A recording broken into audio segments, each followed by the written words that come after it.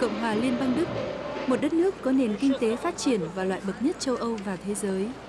Nhịp sống hàng ngày ở đây diễn ra khẩn trương, sôi động. Khiêm tốn bên con đường từ Berlin về Potsdam, quầy hàng nhỏ này là của một gia đình người Việt Nam. Ông Nguyễn Văn Thọ và bà Nguyễn Thị Ngọc sinh sống làm ăn ở thành phố Potsdam này đã khá lâu.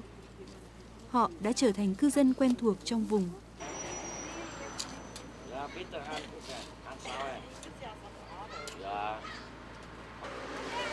Cần cù, chăm chỉ nên cuộc mưu sinh nơi đất khách của ông bà tạm ổn. Trước khi qua đây, ông Nguyễn Văn Thọ là một quân nhân. So với những ngày hạt muối cắn đôi, bát cơm xẻ nửa dưới mưa bom bão đạn quân thù, thì cuộc sống bây giờ đã thay đổi khá nhiều. Nhưng trong sâu thẳm lòng mình, ông vẫn hướng về quê hương với nhiều kỷ niệm của một thời không thể nào quên. Qua tất cả những cái quan sát của cá nhân tôi đối với lại anh em, những người đã tham gia vào cái cuộc chiến tranh, hoặc là họ không tham gia vào chiến tranh mà họ đã từng đi bộ đội đấy, một thời gian ở trong quân ngũ ấy. Cái giai đoạn thanh xuân, mà nhất là những cái người đã cả cống hiến cả một cái thời gian thanh xuân nhất cho cái cuộc chiến tranh ở Việt Nam ấy, thì đấy là một cái giai đoạn rất khó quên trong họ. Bởi vì đấy, anh cứ nghĩ mà xem, mỗi một kiếp người, mỗi một đời người sống đều có một cái giai đoạn sung sức nhất, có một cái giai đoạn đầy khát vọng và ước mơ, có một cái giai đoạn nào đó người ta muốn khẳng định, người ta muốn thể hiện người ta. Và khi cuộc sống người ta trải qua rất nhiều điều rồi thì cái giai đoạn mà người ta sung sức nhất, người ta nhiều khát vọng và ước mơ nhất, người ta đã cống hiến cho một cái công việc cũng rất là cao quý, thì tôi nghĩ là cũng khó ai có thể là quên được cái điều ấy. Tiến quân vào Càng Đông.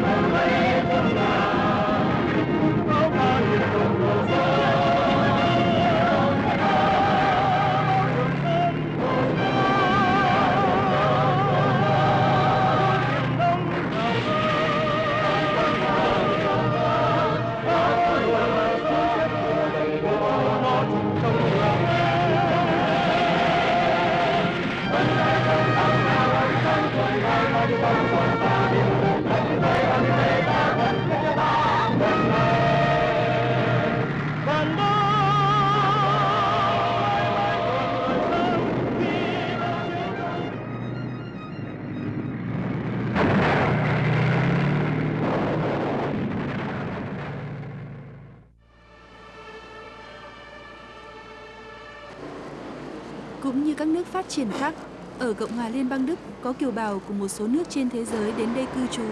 Bằng nhiều cách khác nhau, họ phải nhanh chóng thích nghi với cuộc sống mới, nhịp sống mới.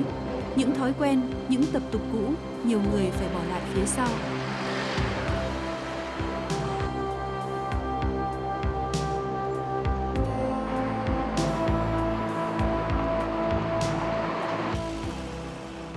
Tại đây, có hơn 1 vạn kiều bào Việt Nam đang học tập và làm ăn sinh sống. Trong đó có khoảng 40% số người đã từng trải qua một thời quân ngũ cùng cả nước gian lao đánh giặc ngoại xâm. Phần lớn, họ là những người sau khi đã hoàn thành nghĩa vụ với Tổ quốc, được cử sang đây theo chương trình hợp tác lao động. Khi nước Đức thống nhất, họ tiếp tục ở lại và kiếm sống bằng nhiều nghề khác nhau. Thôi, loại này có buôn bán được quá đâu mà lấy nhiều đây. Buôn bán kém quá.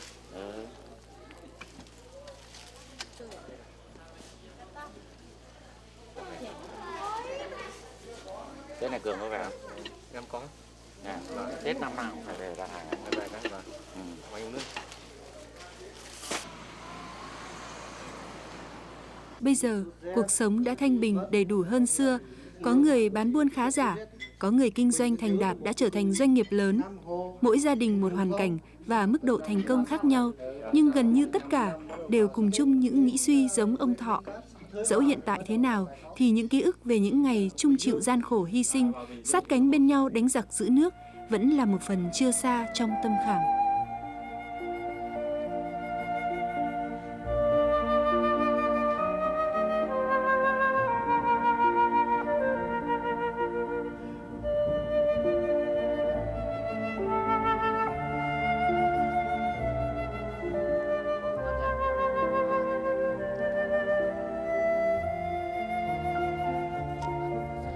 Ở thành phố Schwerin có một nhà hàng trưng hẳn biển, quán ăn Việt Nam mang tên gia chủ Ngân Tính. Việc này sẽ hết sức tự nhiên và chẳng có gì để nói nếu nó đặt ở Việt Nam. Nhưng đây là điều khác thường với một nơi mà những hương sắc trong nghệ thuật ẩm thực Việt Nam chưa được mọi người biết đến và thừa nhận như ở Cộng hòa Liên bang Đức. Công khai biển hiệu quán ăn Việt Nam là đồng nghĩa với chấp nhận mạo hiểm trong kinh doanh. Là một người làm ăn sinh sống lâu năm ở đây, không phải ông Tính không biết những rủi ro rất có thể đến. Thế nhưng, ông chấp nhận thua thiệt ban đầu, chứ nhất quyết không chịu mượn tên hiệu Asia hay China như lệ thường một số nhà ăn vẫn làm lâu nay. Xét về khía cạnh kinh doanh, chắc chắn ban đầu ông Tính và bà Ngân chịu nhiều thua thiệt. Nhưng nếu căn cứ vào những điều còn tiềm ẩn trong lòng, thì ông bà Tính Ngân có lý do để tin và thỏa mãn.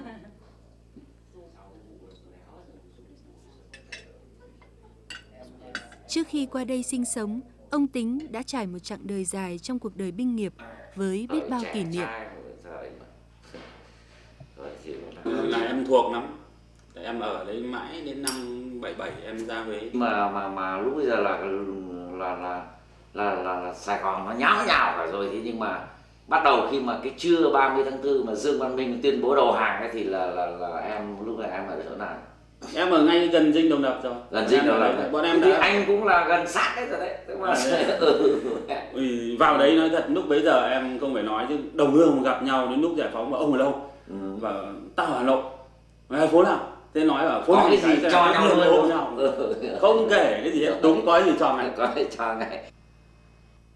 Đã 20 năm có lẽ ở lại với châu Âu, nhưng cách bài trí trong nhà ông Tính vẫn bắt nguồn từ những dung cảm mang đậm bản sắc thẩm mỹ Á Đông. Và nó còn gắn với những kỷ niệm thiêng liêng không thể nhạt phai trong ký ức.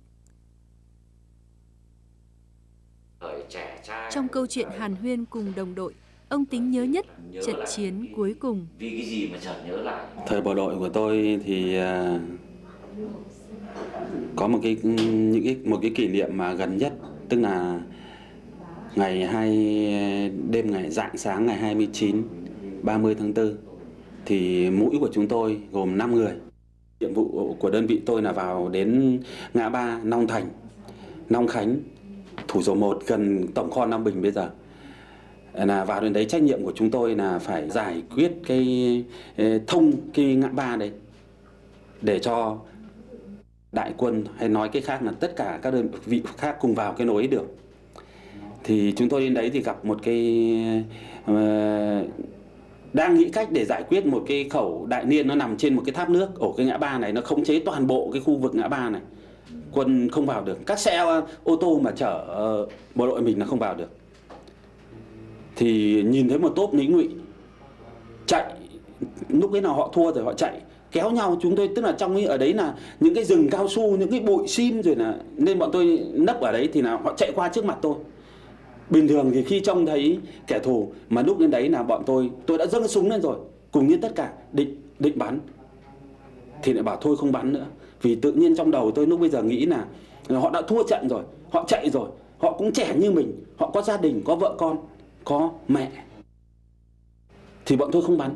Cũng trong cái hoàn cảnh như vậy thì nó vừa chạy thì lính ngụy cứ bắn M79, tức là súng phóng lựu ngược trở lại, thì một viên rơi đúng vào cái đội hình nằm của bọn tôi, thì anh mũi trưởng của bọn tôi là hy sinh ở đấy. Chúng tôi chôn cất cho anh và đánh dấu mộ của anh đấy và tiếp tục cùng đơn vị lớn đi vào trong, và hôm sau là Sài Gòn giải phóng.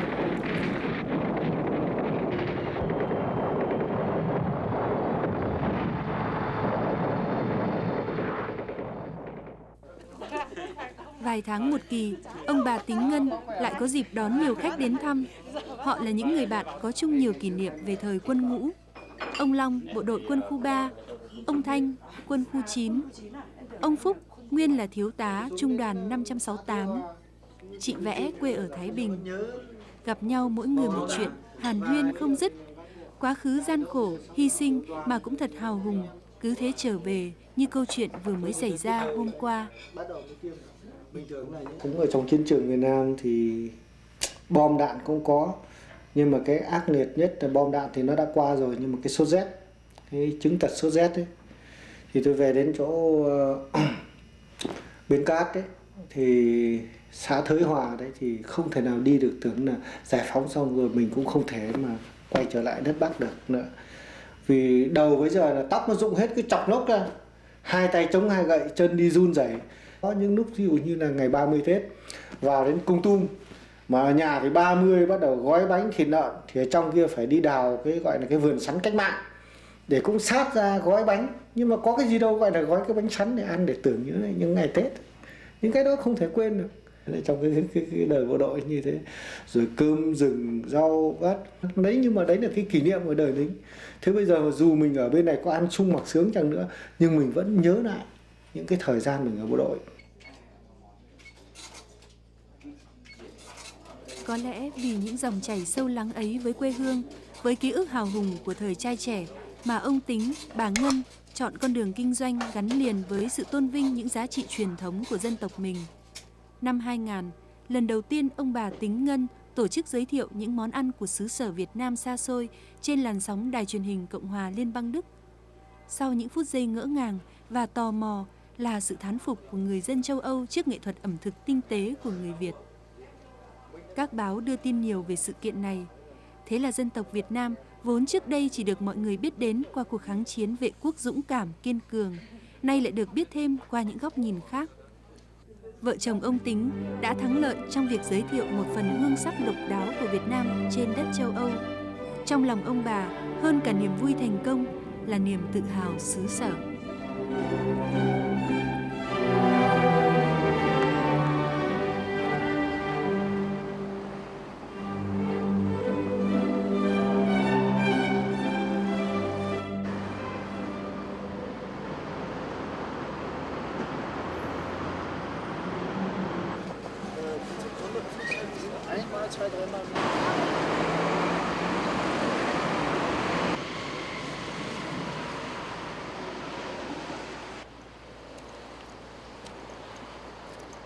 Năm 2000, tại Berlin, một chi nhánh trung tâm tư vấn tài chính của người Việt Nam được thành lập. Lĩnh vực hoạt động của trung tâm là một công việc hoàn toàn mới lạ đối với cộng đồng người Việt Nam tại Cộng hòa Liên bang Đức. Trước đây, phần lớn người Việt Nam đều chọn những nghề buôn bán nhỏ để làm ăn sinh sống. Một trong những nguyên nhân là do sự hiểu biết về hoạt động tài chính của nước sở tại còn nhiều hạn chế. Để tạo điều kiện cho bà con hòa nhập tốt hơn với các hoạt động tài chính, tránh rủi ro không cần thiết và làm cho đồng tiền sinh lợi một cách chính đáng, hợp pháp, ông Nguyễn Thế Nghiệp và bạn của mình đã thành lập trung tâm này.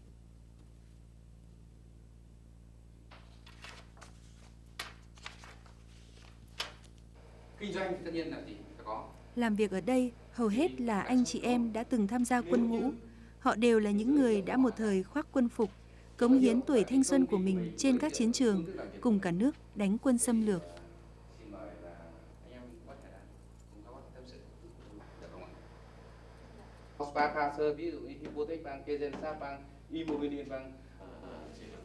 Bây giờ, dẫu xa Tổ quốc ngàn vạn dặm đường, nhưng mỗi con người vẫn mang trong mình những kỷ niệm thiêng liêng về cái thời máu lửa ấy. Tôi cũng rất là trân trọng cái cuộc đời quân ngũ của tôi, bởi vì thực ra là một nửa cuộc đời của tôi là dành cho quân ngũ. Đấy. Thế cho nên là chính vì thế mà tôi thấy rằng là không thể quên quân đội được. Mà lúc nào trong tôi cũng có ảnh những cái thời kỳ mà tôi đang trong quân ngũ. Mình xem đây này. Đây cái ảnh này nhá, hôm tôi ở Vị Xuyên này cái năm trước khi sang đây, hồi mà còn mình bên Trung Quốc ấy, có vận biên giới đấy. Cái ông nào ông đâu? Đây tôi đây này. Đấy. Trông già hơn bây giờ luôn. Anh em mình là đều phải nằm trong hầm cả. Đến lúc già tóc dài, tóc dài đến đây mà mặt mũi rất là xanh xao, rất là vất vả khi mà ở chiến trường Vị Xuyên. Hồi đấy tôi đang ở đại đội 2 của trung đoàn 165 ấy, đang chốt giữ cái đồi đá, phải nói là rất là kiên cường, mà sau này cũng trở thành một cái truyền thống của đại đội là hơn 1 tháng tôi chốt giữ đấy mà ngày nào nó cũng bắn pháo vào đấy. Giữ được như thế phải nói là cái thời rất là ác liệt. Thế sau đó chúng tôi lui ra bên ngoài trở thành một cái phòng tuyến, xây dựng một cái phòng tuyến. Thì lúc bây giờ thì hiệp định Paris được ký kết. Thế nhưng mà trước cái lúc đấy thì đúng ngày 22 tháng 12 chúng tôi bởi nó đài của nó rồi cái thứ nói là ném bom ở Hà Nội. Đấy, nó nói thế xong chúng tôi tất cả đang ngồi tập trung nghe đài thì B-52 đánh vào cái. Thì trong cái trận B-52 đấy thì cả một cái hầm chúng tôi bị vùi. Thế xong mà anh em người ta đưa ra thì tôi bị sức ép, sau đó là đi ra Quảng Bình điều trị. Thế nên hiệp định ký kết xong bắt đầu là đơn vị cũng bắt đầu rút ra và chúng tôi cũng tham gia đấy. Thế sau đó đi chiến dịch Hồ Chí Minh đánh Phú Lợi. Của chúng tôi đã xuất hiện là 15 năm nay trên thị trường. Mới được thành lập, nhưng trung tâm đã nhanh chóng làm được nhiều việc giúp cộng đồng người Việt Nam sử dụng những đồng tiền thấm đẫm mồ hôi một cách có hiệu quả hơn và phù hợp với pháp luật. Chi nhánh trung tâm đã góp phần làm lành mạnh hoạt động tài chính của xã hội, nên được cộng đồng và các tổ chức tài chính đánh giá tốt. Ông Nguyễn Thế Nghiệp nhìn những thành công hiện tại với tấm lòng biết ơn quá khứ. Đến bây giờ, tức là tôi vẫn cứ có một cái suy nghĩ mà có thể nói rằng nếu như ai không được trải qua đời lính thì cuộc sống mình thiếu một cái gì đó. Đấy là một cái suy nghĩ của tôi. Mà tôi cũng tâm sự với anh em như thế. Mà nếu nói là cuộc sống ngày hôm nay có những cái gì mà tôi làm được thì một phần là do cái môi trường trong đời lính nó đã dạy cho tôi. Trong những thời gian lính là những thời gian mà nó tạo nên cho tôi những cái đức tính. Đức tính giữa cái con người với con người, đúng không? Những cái đức tính mà cảm thấy trong đó nó có là cái môi trường mà mọi người có thể dễ gần nhau hơn, mọi người có thể dễ thương nhau hơn, mọi người có thể là hy sinh về nhau một cách thực sự hơn.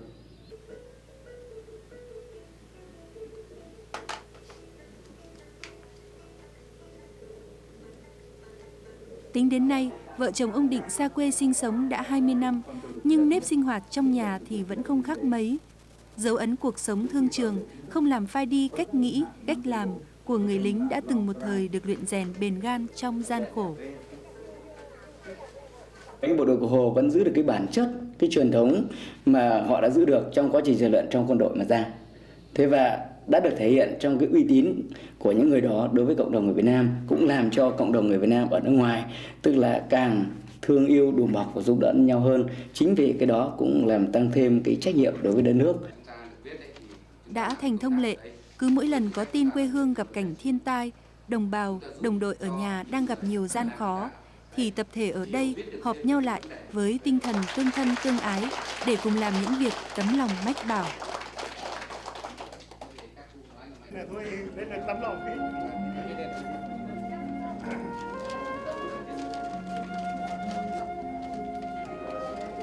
Như vậy là anh chị nào chưa được quyền lợi, tức là đóng góp cho Tổ quốc, đóng góp cho đồng bào thì canh lên 11.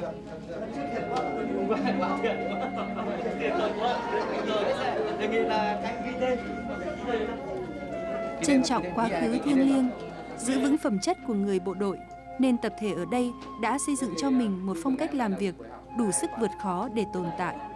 Một tấm lòng biết sống vì người để làm đẹp cho đời.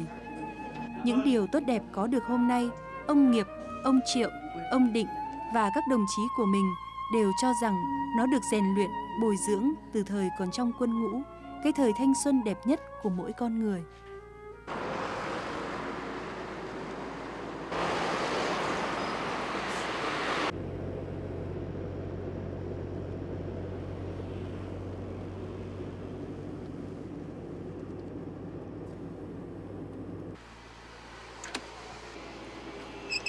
Cũng như mọi ngày, sáng nay ông Thọ và bà Ngọc lại phải dọn hàng ra kiosk thật sớm để kịp bán cho những khách đón xe buýt đi làm.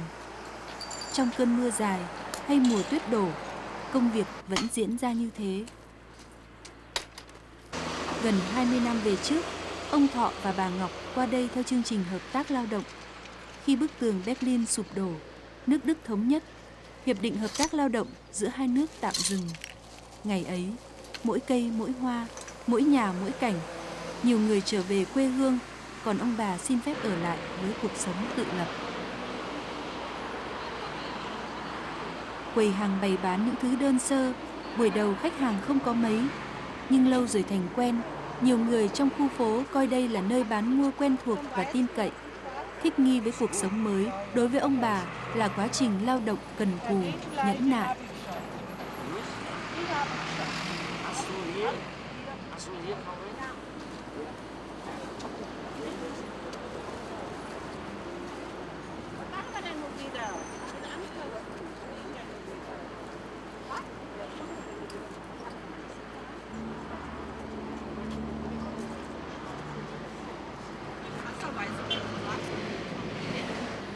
Suốt thời trai trẻ xông pha chiến trường đánh giặc, rồi qua đây lao động hợp tác, bây giờ quyết định ở lại là chấp nhận với buổi đầu lận đận tự kiếm kế sinh nhai, tránh sao khỏi những gian nan, vất vả. Ông nói, ai không hiểu sức nóng của tuyết thì chưa hiểu hết giọt mồ hôi tảo tần mà người lao động Việt Nam đã đổ ở xứ người. Nói thế bởi con đường mưu sinh mà vợ chồng ông đã trải qua thật gập ghềnh trắc trở với nhiều nghề kiếm sống. Thế nhưng, cứ mỗi đêm về, ông lại miệt mài với những trang viết để nói điều lòng mình muốn nói.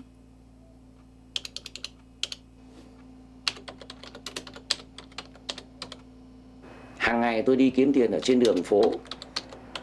Từng đêm tôi ngồi tôi viết lại những câu chuyện cũ, những cái đương diễn biến ở xung quanh tôi, những cái mà hàng ngày nó đập vào mắt tôi, vào cái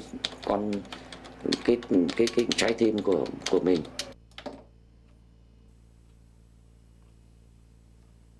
Những điều đập vào trái tim ông khiến cảm xúc tràn lên trang giấy, thường liên quan đến số phận của những người lính, liên quan đến quá khứ hào hùng của những người đã từng gắn thời trai trẻ trên các chiến trường cùng cả nước bền gan đánh giặc. Viết, đối với ông còn là nhu cầu giãi bày tâm sự, thổ lộ nỗi nhớ mong quê nhà. Nó là việc phải làm từ sự thôi thúc của những hồi ức mãnh liệt về một quá khứ đẹp. Quá khứ ấy, theo ông và những người bạn của mình, đó là thời đẹp nhất của một đời người. Cũng vì nó đẹp nhất, nên chuyện gì dù nhỏ trong cái thời ấy cũng có chỗ đứng trong trái tim vốn đã trải lắm nỗi buồn vui. Tôi tham gia bộ đội từ năm 1965 cho đến tận lúc giải phóng năm 1976.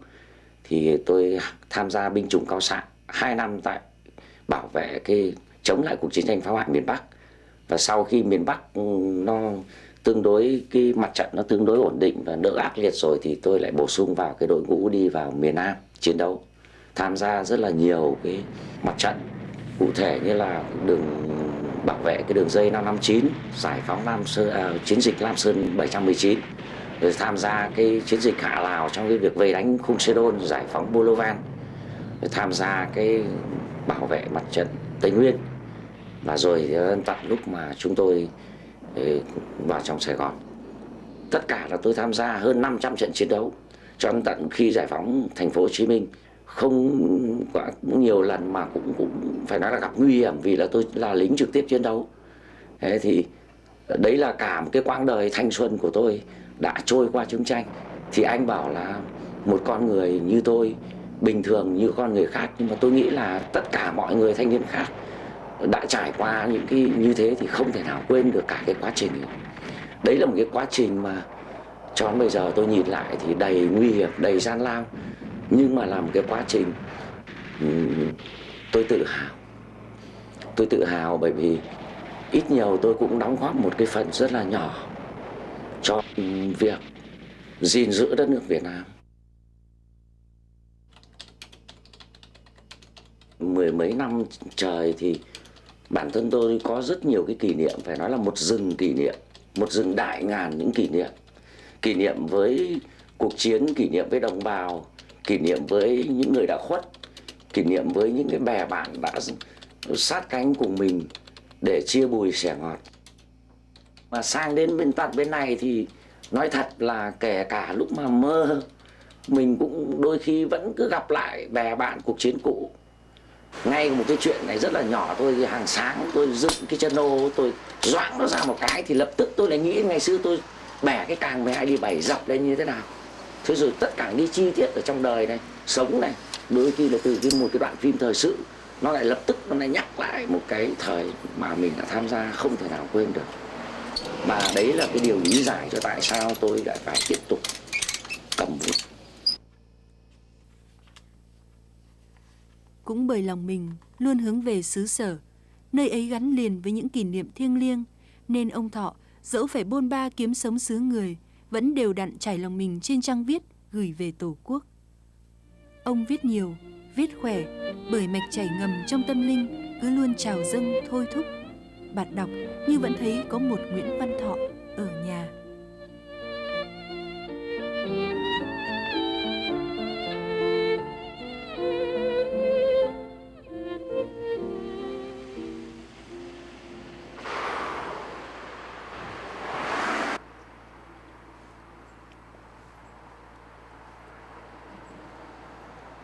Ở thị trấn Nguyên, tỉnh Lauenburg, thuộc miền Bắc nước Đức, có một người đàn ông Việt Nam đến đây sinh sống đã hơn 10 năm.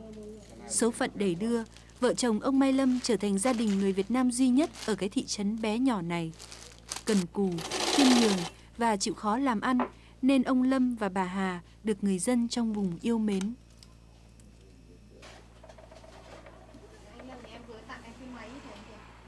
Rồi anh bảo đây là Zwei Glück, das Geschenk. Dankeschön auch. Glück immer. Schreiben Sie noch mal Ihre Telefonnummer? Jeden Tag. Ja. Ja. Sie nicht? Ja. Doch. Aber keine zwei. Cuộc sống hiện tại có thể nói là yên lành, nhưng xa quê hương, xa cộng đồng nên ông Mai Lâm không tránh khỏi những phút giây cảm thấy lòng mình trống trải. Chặng đường vạn dặm mà mắt ông đôi khi như vẫn thấy đâu đây hoa lộc rừng thướt tha buông chuỗi, lòng như cảm được sức lan ngạt ngào của mùi hoa sữa xứ Hà Thành quê mẹ. Cứ mỗi lần như thế, quá khứ lại trở về đủ đầy, nguyên vẹn. Tôi học ở trường âm nhạc Việt Nam cho đến năm 1971 thì tham gia vào đoàn ca múa Tổng cục Chính trị. Thì trong cái thời gian ấy thì vì cả nước có chiến tranh, thành ra là cái chuyện mà mình đi bộ đội thì nó cũng bình thường lắm, như mọi người dân, như là đến tuổi thì đi làm thôi. Thì là cái thời kỳ đấy thì chiến tranh cũng ác liệt, thì chúng tôi cũng có những cái mà mình có thể nói là vinh dự, vì mình đã ra tiền tuyến biểu diễn và nói chung là những kỷ niệm và về thời chiến tranh thì dù cho đến bây giờ đã là hơn 25 năm rồi nhưng mà không thể nào quên được.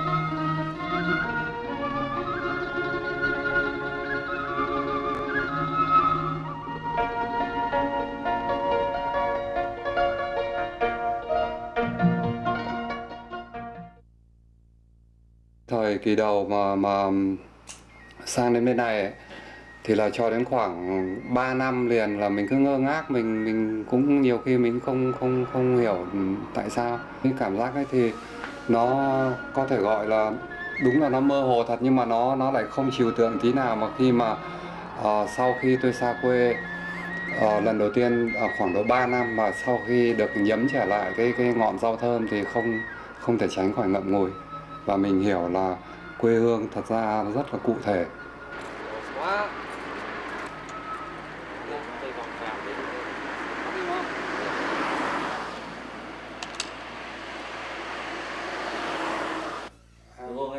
Những ngày vui nhất trong năm đối với ông Lâm là những ngày có bạn tri kỷ thăm nhà, được nói tiếng Việt, được hàn huyên chuyện cũ, được biết thêm tin nhà và cả được khoe những ca khúc mà mình mới viết.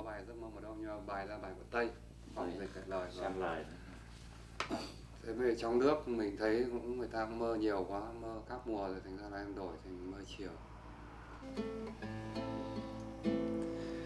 Mơ về con phố vắng như ngày đó, hàng cây nghiêng xuống kỷ niệm xưa, hàng mi dịu êm nhẹ khép trong hoàng hôn.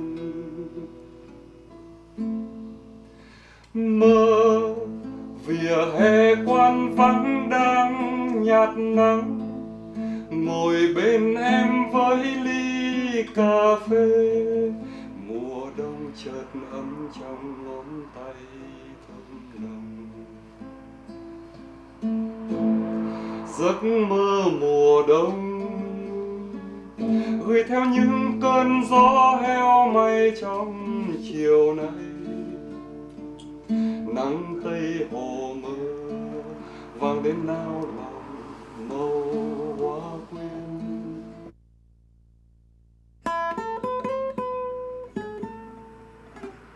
Người ta nói ca khúc của Mai Lâm mang âm hưởng hoài niệm của một con chim sa đàn.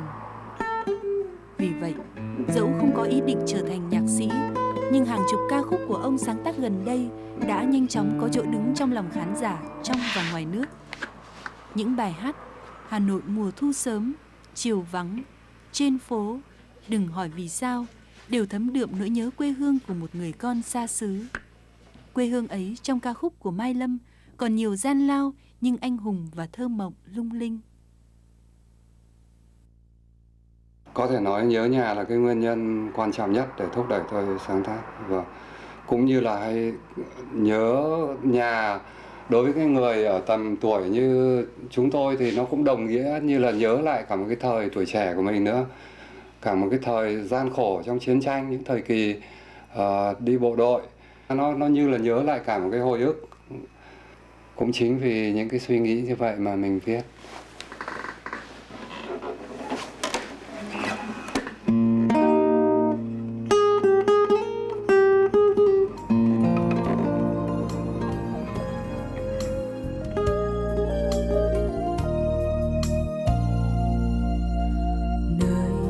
Gió thu sang có nắng hành vàng, có bông hoa giấy rụng bên hiên nhà, nơi gốc cây sân trường, tên phố tên đường đã hóa thân thương từ bao giờ. Một thuở hồn nhiên vòng cây mênh mang che nắng hà, một thời đạn bom mỗi dãy phố là mỗi chiến hào, nơi cho dấu nhọc nhằn ai bước trên hè vẫn buông duyên dáng tà áo dài.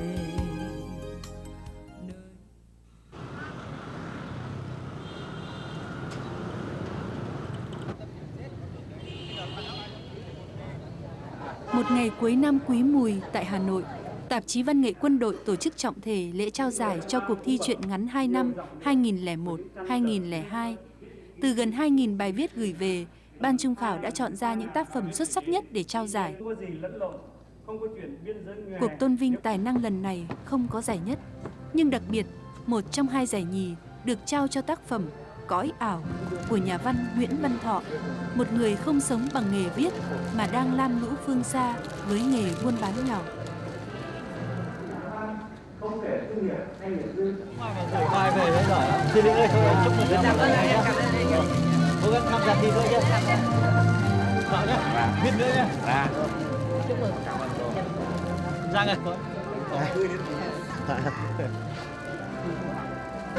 Những đồng nghiệp đánh giá cao quá trình sáng tác của Nguyễn Văn Thọ. Ông viết khỏe, tác phẩm có nhiều đổi mới về hình thức, thể loại.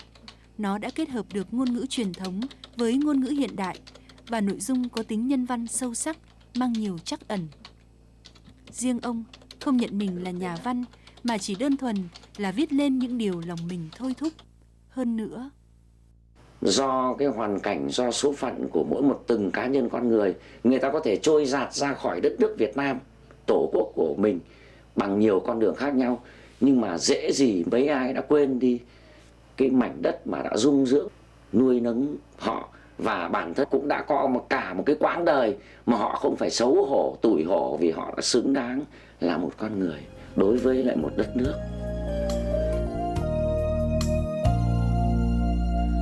Nơi khi gió thu sang có nắng hành vàng, có bông hoa giấy rụng bên hiên nhà,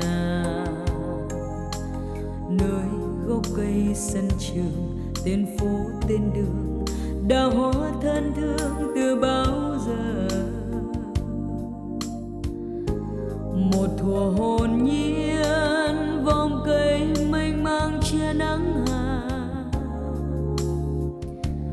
một thời đạn bom, mỗi dãy phố là mỗi chiến hào, nơi cho dấu nhọc nhằn ai bước trên hè vẫn buông duyên dáng tà áo dài.